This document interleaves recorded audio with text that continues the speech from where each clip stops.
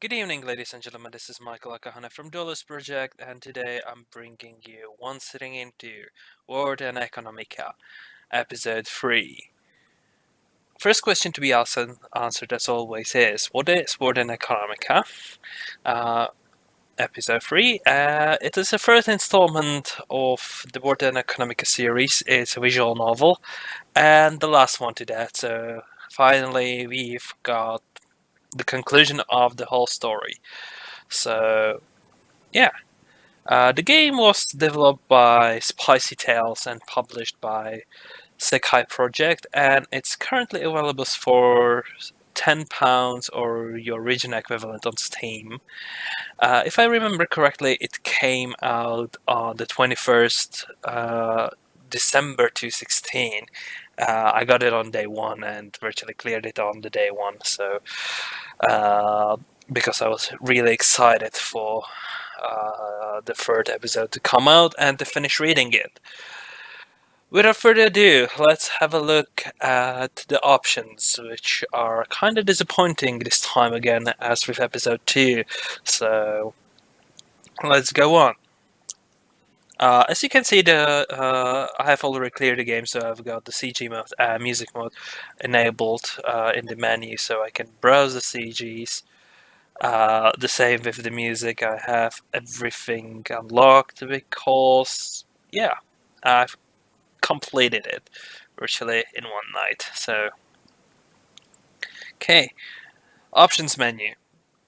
Usually the standard BGM, text speed, auto advance. Again, this is kind of magical. It's kind of too fast, even on uh, the minimum. So, again, same problems as with episode 2.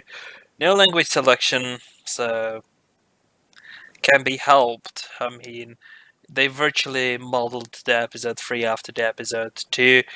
I wish they had done it the same way as in episode 1, where there was English and Japanese, because this thing is originally Japanese, and there is even the bits on the screen. And when you go back to the music, there is. I mean, the name of the song's in Japanese. I mean, you could, if you were really bothering with everything, then yeah, just why have this when you have no Japanese available? I mean, the episode 1 was kind of. I mean, it's difficult to read in Japanese, but it's always nice to have the option. I mean, I cannot. I mean, I'm doing Kentia and can have slightly struggle to read it. It's kind of difficult, but still, it's nice to have the option. So again, same criticism with as with episode 2. Lack of the Japanese version of the visual novel, even though it's somewhere there. So, well, never see it probably. Shame. Could be a good study material because, as with the previous episodes, it's really full of investment jargon and banking and everything, which could be really nice to learn as well. So, yeah, that's the main disappointment with the series. Okay, without further ado, let's go and talk a bit about story. Okay, and here we go. We transition, and let's see. Okay, okay. Yeah. Episode 3 takes around 8 hours to clear, so 8, 9, depending how fast you go with it. So it's a kind of good value. £10. It really hits my sweet spot because £10 is roughly £1 something. And yeah, so really excited. I was really excited, and it filled. I mean, all my needs, or it really. I got really what I did, what I wanted from the episode 3, and even more. I must say, I was really surprised with how the story went, and the suspense it kept me in. It's like kept me going. I virtually looked horrible next day at work, so because I went in and started reading it, and before I realized, the birds were tripping away outside my window, and it was already time to go to work. So I blasted through it. So unfortunately, I had to work on the 22nd. So okay, never mind. As I said, story-wise, it's really good, and how it developed really left me really satisfied with the writing. As I said, the only disappointment which I have with episode 3 is the lack of Japanese, but I mean that's most of the localization. I mean, I kind of wonder why it's that, because Sekai Project does things which have English and Japanese versions when they localize them. I mean, they've done this with episode 1. They've done Karakara, what I remember, which I've done the video recently, and I mean, and many others. Why it's not in episode 2 and 3? Come on. Would it be too big? Would it be too inflated?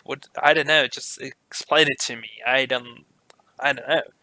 So, I mean, we live in an age of digital downloads. I mean, I would understand if you had to ram it onto your CD or a memory stick or whatsoever, physical media, just you wanted to save the space.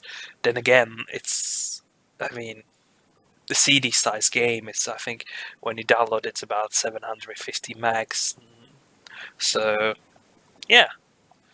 I mean, anything different, when I think about it, anything different from the episode 1 and 2? Not really. The art style is consistent. There is no major updates as to the system the game uses, and yeah, it's really nicely done. It still keeps the nice UI and everything, so still it's quite heavy on the investing in banking jargon, which is kind of appealing, and especially with Hasegare's kind of writing, it really fits in. And I must say, I really enjoyed it. I mean, I wouldn't have binged it otherwise. So yeah, again, uh, what's there? Favorite character? Yeah, Hagana. They've kind of done a really interesting thing with her. So I won't be spoiling. If you are going to read this, uh, you will be looking towards Hagana. Uh, they've done a really interesting thing with her, and she was my favorite character throughout the series, or throughout the whole of World End Economica, because she had this really interesting attitude, or really interesting. She was one of the pain in the butt characters, but I mean, really interesting characters. And what they've done with her in number 3 is really marvelous, and how they took her character, developed it even further. Yes, I mean, that's something to look forward to. And I was like, from the video, I mean, when you got the opening cutscene, you get the glimpse, and it's really, really interesting. So, what's there? I mean, the music is good as always. They've really done a good job. The Spicy Tales uh, has done a really good job with all 3 installments, so there is nothing to complain about a visual and music, or I mean, really happy about it. Uh, the only thing is lack of voice acting, but I mean, it doesn't have to be voice acted, though. It would be kind of interesting to see which voice actress would they choose for Hagana, or and Hal, or if they would avoid Hal, to see what color of the voice they would go with.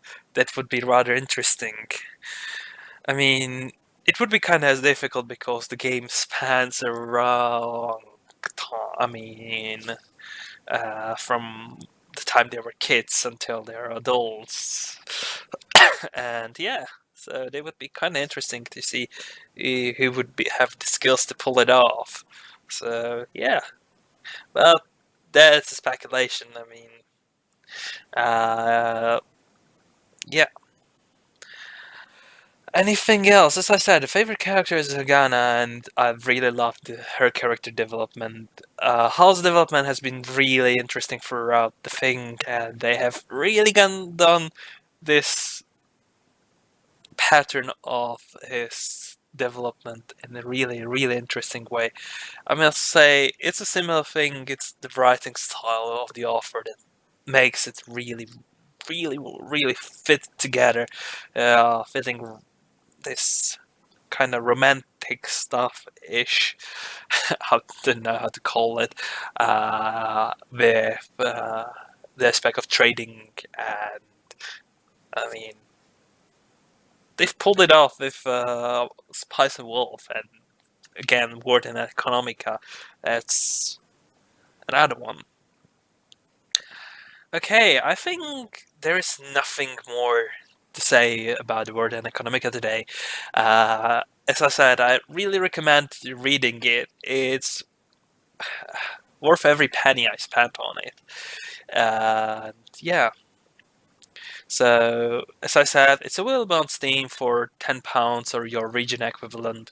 I'll be putting the link to the Steam page down in the description below. So feel free to check it if you have picked up the first two installments. Third one is a must. If you have not, just grab three of them and just read through it. You'll probably binge it and start, let's say, on Friday evening and finish on Sunday noon, and you're really happy with yourself. So, yeah. So yeah, if you like this video, please follow the channel, click like, subscribe, and the usual stuff. And see you later next time.